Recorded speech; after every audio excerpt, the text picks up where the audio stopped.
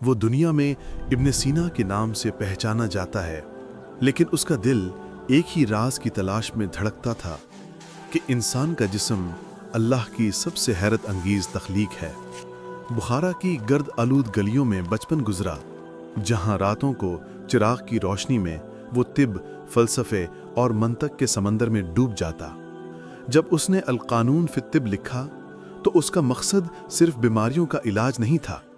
वो चाहता था कि इंसान अपने वजूद को पहचाने, ये समझे कि इल्म दिल और अक्ल दोनों को रोशन करता है। उसकी जिंदगी आजमाइशों से खाली ना थी, कैद, सफर, बीमारी, मगर कलम कभी रुका नहीं। आज दुनिया उसे तिब का इमाम कहती है, मगर उसकी कामयाबी का राज सिर्फ एक था, इल्म, जो उसे अल्लाह तक ले गया।